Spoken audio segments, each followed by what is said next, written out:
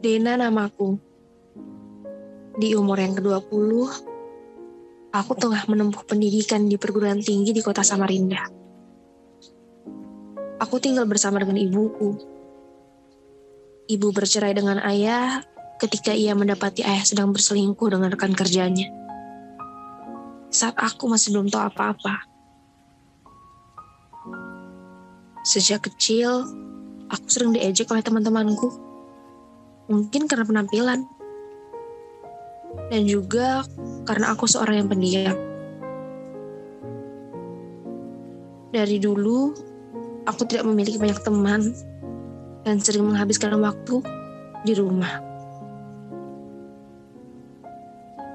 Ketika aku berada di sekolah, aku selalu tertidur di bangku belakang agar waktu terasa lebih singkat, sehingga aku bisa pulang ke rumah lebih cepat.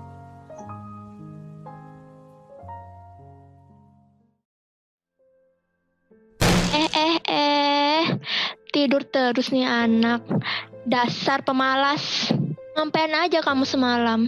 Anjir, kayak kamu gak pernah tidur aja pas pelajaran matematika. Oh beda dong, seenggaknya ya aku masih ada kegiatan di luar mata pelajaran. Nggak kayak si pemalas ini, udah goblok, kerjaannya tidur mulu, kayak nggak niat hidup aja. Sudahlah, ngapain sih ngurusin orang kayak gini? Yuk ke kantin, nanti roti ayamnya habis. Selama di sekolah, hampir tidak ada yang pernah mengajakku mengobrol. Setiap kali aku masuk kelas, orang-orang selalu menatapku dengan tatapan sinis. Namun, mereka berdua lah yang paling aku benci.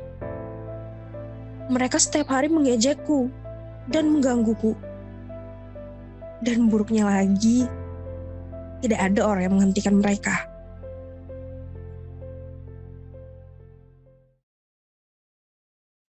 Aku merasa nyaman di rumah, terutama ketika ibu sedang bekerja. Ibuku merupakan seorang pegawai kantor dan selalu pulang malam.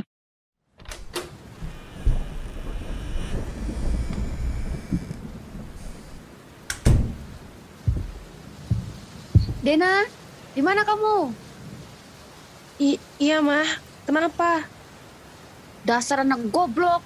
Udah tahu hujan, kenapa nggak kejemuran? Maaf, Mah. Aku nggak dengar. Tadi aku di kamar. Makanya telinga itu dipakai. Dasar anak goblok, nggak tahu diri. Padahal udah dikasih makan tiap hari. Nyesel mama ngelahirin kamu. Kalimat seperti itu sering kali aku dengar. Bahkan hampir setiap hari. Kebanyakan orang mungkin akan terkejut ketika mendengar kata-kata seperti itu keluar dari mulut ibu mereka. Tapi aku sudah terbiasa dengan semua ucapan ibuku. Suatu hari aku tak sengaja menemukan berita di televisi. Berita itu melekat di kepalaku dan membuatku tak berhenti memikirkannya. Seorang mahasiswa ditemukan tewas bunuh diri di kamar kosnya. Hasil penyelidikan menemukan bahwa mahasiswa tersebut tewas karena meminum racun tikus. Polisi kemudian menemukan sebuah surat yang ditulis oleh mahasiswa itu sebelum dia menghabisi nyawanya. Dari isi surat yang ditulis oleh mahasiswa tersebut, diketahui bahwa motif dari bunuh dirinya diakibatkan oleh stres yang dialaminya. Suara pembawa berita hari itu terus terngiang-ngiang di kepalaku. Mungkin ibuku benar. Seharusnya aku tidak pernah dilahirkan. Atau mungkin kematian bisa membawaku keluar dari dunia yang kejam ini. Lagi pula apa yang aku bisa? Aku tidak punya bakat apapun atau keahlian yang bisa aku gunakan. Aku sama sekali tidak memiliki ketertarikan terhadap apapun. Setelah membaca berita itu, aku mulai mencari informasi tentang metode yang bisa aku gunakan untuk bunuh diri. Aku menemukan beberapa cara, seperti mengiris pergelangan tangan, menggantung diri, atau melompat dari ketinggian. Dan dari beberapa cara tersebut, sepertinya melompat menjadi pilihan yang tepat. Dan juga, Di dekat rumahku terdapat gedung kosong yang masih dalam tahap pembangunan. Aku mendatangi gedung itu untuk melihatnya secara lebih jelas. Gedung itu belum dilanjutkan pembangunannya. Sepertinya orang yang ingin membangun gedung itu belum memiliki biaya untuk melanjutkan pembangunannya. Ketika aku sedang mengelilingi gedung kosong itu, seseorang tiba-tiba menghampiriku. Mbak, siapa ya? Ngapain di sini? Maaf mas, saya cuma mau lihat. Mbak, ada perlu apa sampai bisa masuk ke area ini? Aku mencari-cari alasan agar satpam itu tidak curiga. Nggak apa-apa mas, saya cuma penasaran aja. Kok gedung ini nggak selesai-selesai ya? Kalau soal itu, saya kurang tahu, Mbak. Saya cuma ditugaskan buat jadi pengaman di sini. Mbak, kalau nggak ada kepentingan, mending pergi aja. Takutnya kalau ada apa-apa, saya yang disalahin sama atasan. Iya, maaf mas.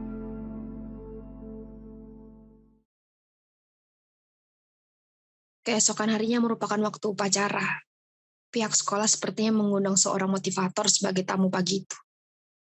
Waktu amanat upacara, motivator tadi diberi kesempatan untuk menyampaikan motivasi. Mungkin kamu berpikir bahwa mengakhiri hidup akan membuat segala penderitaanmu berakhir. Segala luka dan sakit itu selesai. Namun, bagaimana jika saja kamu bertahan dan ingat bahwa ini bukan waktunya kamu menyerah. Kamu kuat dan akan bisa melaluinya. Lantas, menjadi sosok yang lebih kuat setelahnya. Ingat, diri kamu berharga.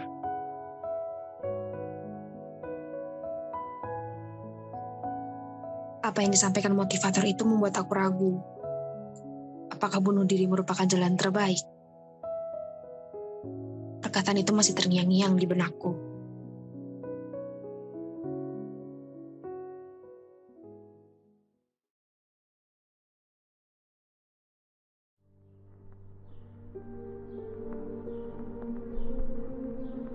Waktu sekolah telah usai dan aku pulang ke rumah.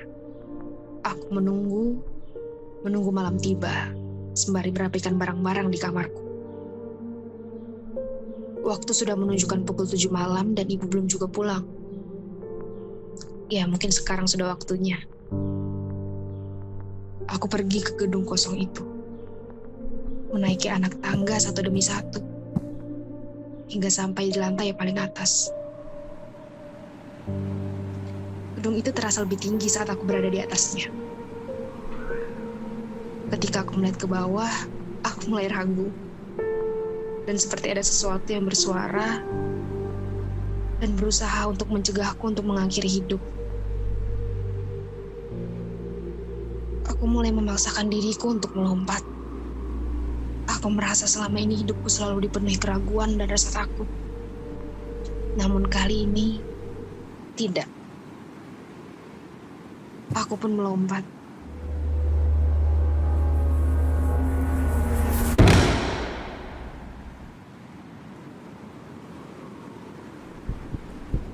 Pandanganku memburam. Gelap. Pusing. Aku berusaha menggerakkan tubuhku, tapi aku tidak bisa. Apakah artinya hidupku sudah selesai? Apakah aku berhasil meninggalkan semua ini? Belum. Kesadaranku hilang sepenuhnya. Aku bisa mendengar suara orang lain. Tolong! Tolong! Tidak perlu meminta tolong. Jangan selamatkan aku.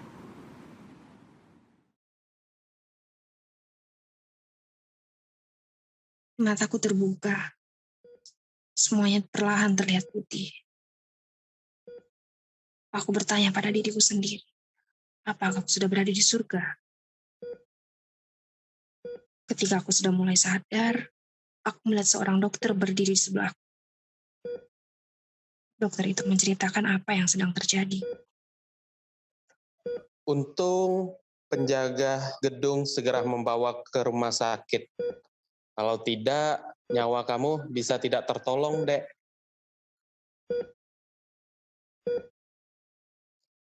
Oh, rupanya yang menolongku adalah penjaga gedung tadi.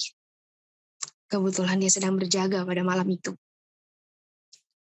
Setelah menceritakan apa yang terjadi, dokter itu memberi waktu untuk sendiri. Seketika aku marah pada diriku sendiri. Rasa penyesalan untuk mengakhiri hidupku muncul. Sekarang aku tidak dapat menggerakkan tangan ataupun kakiku. Aku pun mulai sadar. Ternyata bunuh diri bukanlah jalan keluar untuk menyelesaikan masalah. Dan apa yang aku lakukan itu tidak benar. Bahwa ternyata setiap masalah selalu ada jalan keluarnya. Dan percaya, Tuhan itu maha adil dalam segala hal.